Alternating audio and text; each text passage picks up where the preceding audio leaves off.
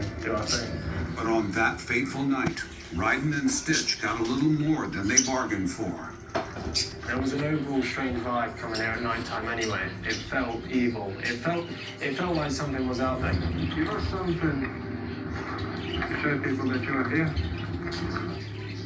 We use an EMF sensor, which when it detects something, it starts beeping and flashing on a red screen. And we use this a lot of time to get a spirit or something to communicate with us. When I heard the EMF go off and it sort of confirmed that something was here. Like, it makes you think, sweet, I'm onto something here, I've got someone, or an apparition, I've got a connection here. They wanted to make contact with the main man himself, Richard Cabell. Richard Cabell, you made it to me ahead. They had no luck by his tomb, so they decided to try and communicate from inside the church.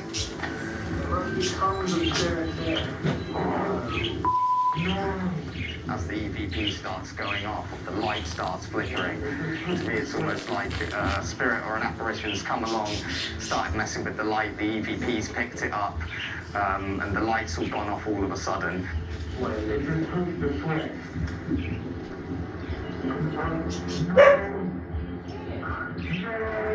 After the light went off, we picked up our other device and had a look at it, and the words that came through was pushed. There you go, push. At that point, we had a lot of fear coming in because we don't know if something pushed the button on that or if we pushed the spirits by staying around. It did feel like we weren't wanted there, and yeah, it did feel like it was our time to go. It's a large industrial light with 5 hours of battery type of charge, and it started flashing for about 40 minutes worth of video footage, so it definitely wasn't just dying. Something had either completely sapped the energy out of that, or something was pressing on that button like no tomorrow. As far as Ryden and Stitch are concerned, what happened that night was completely unexplained. We catch all these weird things that we can't explain. You know, we're out there in the dark every week going to these different places, and sometimes you feel these really strange senses and you just can't explain it. It's believed spirits can use electrical energy to communicate. In a hotel in Rhode Island in the U.S., Okay, folks. They say that this hotel is a little bit haunted. The overhead light in my room has been flicking on and off by itself for the last 3 or 4 minutes. the guest has his camera poised for paranormal activity. As you can see, that's the lamp. Oh, okay. There it goes. I'm the only one in this room. And this is the light switch over here for that. But the light doesn't just flicker. Okay, so I don't know how it is doing this. It also swings into action. Oh my God. In Massachusetts, Print the diamond symbol. this couple's calculator has been mysteriously printing diamond symbols by itself. You made 1, 2, 3, 4, 5 of them. Do it again. They politely try to summon the spirit they believe is responsible, Please print the diamond symbol. but it still refuses, so they resort to trick tactics. If we turn the camera off, will you print the diamond symbol? Camera's off. Print the diamond symbol.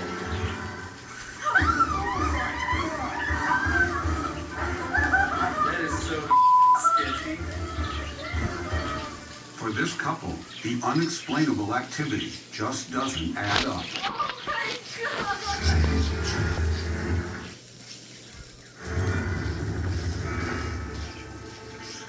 Back in Savannah, and security guard Joshua has been taunted by terrifying activity in the cemetery. With a catalog of creepy encounters, including voices, mysterious bangs, and apparitions, Joshua was determined to capture it all on camera. Holy God. I do feel vulnerable sometimes. I do feel a little helpless because I am in this situation. It's not like I can just get on my radio and be like, hey, I need help. I've got a ghost out here. Because they're just going to, they're going to look at me like I'm crazy. Video uploaded. Luckily, Joshua had his phone at the ready to film when lights in the chapel turned on by themselves. The lights are flickering on and off. Hang on a second, guys. The lights from the inside of the chapel started flickering on and off. So the whole thing? I get out of my car. I'm in my capacity. I'm walking up there trying to figure out what's going on. What dawned onto me is there's no light switches in there. They are set on a timer to be on during the day at a certain time, and they are still off at a certain time. There's no other way of turning anything on it. At the time, I was scared because I didn't know what was going to be around the right or the left. So as I'm approaching, obviously my hand goes on my gun, I'm getting ready for anything, and I'm looking to the left, I look to the right, there's nothing there. Hello? Hey, look, if you're just out here on me, you're fixing to end up in jail, you understand? So where are you?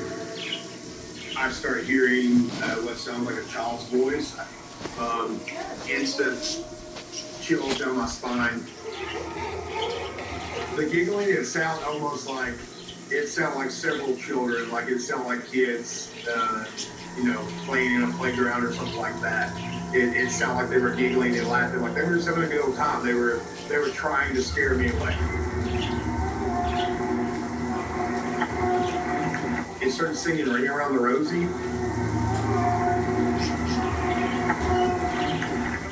I'm really not sure what's going on here. The scream was incredibly loud. Something was telling me to get out. And that was it. I was ready. I'm done. You asked me to get out. I'm gone. Yeah, I'm done. This is some spooky going on here. It was time to leave. I felt very uncomfortable. I felt very sick to my stomach. I just wanted to get off the property, to be honest with you. I'd rather have went and dealt with somebody shooting at my car than to have to deal with that. That's how bad it was. As I'm leaving this chapel, it's still continuing to sing around me, and that was picked up on film. Nope. Hell no. That was one of the most terrifying nights right there. Dad, Rocky took a picture of you. No, I didn't. I think the spirits are really trying to wind Josh up a little bit there. I think that they're playing with him. I think that there are many, many, many spirits, and there'll be all different types of personalities. Some will be mischievous. Some will really love to see him running from one place to another chasing sounds. He's picking up on what seems like chatter, children's voices, and sounds that are completely out of this world. If this footage is genuine, there's no doubt in my mind that Josh is experiencing a haunting at his workplace. There's the potential for Josh encountering a haunting here, especially given the evidence that we've seen. And the lovely thing is here we might have audio and video footage to back it up.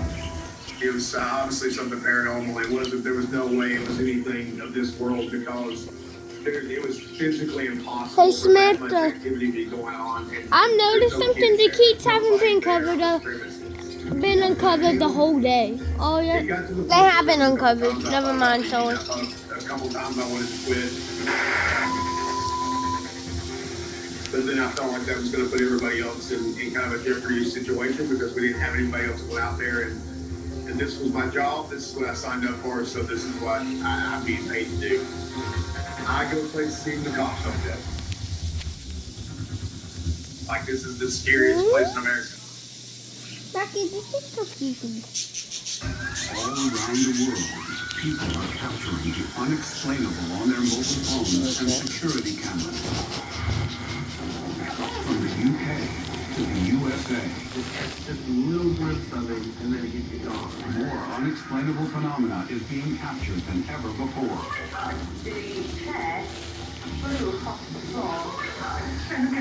In this series, we will hear firsthand from the people involved. This black shadow with wings swooped towards me. As we reveal the most terrifying, It fed off my anxiety. I just couldn't find any reason. Remarkable Somebody's definitely crashed it. It's weird. and unexplainable footage shot by you. I do believe that he may have been possessed. But first, meet our Rocky, experts this is just who will you. be giving their opinions on the unexplained. I do believe that there is more to Because- reality than this material world. There it is. I just don't think science and reason has all of the answers. So I think there are absolutely some things in this world that are unexplainable.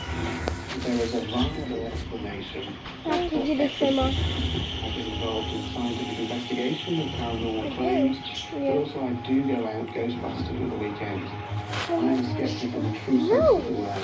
If I can see quite blatantly it's not real, then I will definitely call it in. I believe that ghosts exist because I've experienced them myself. Some things are definitely unexplainable. Science has a long way to go. I'm ending it then.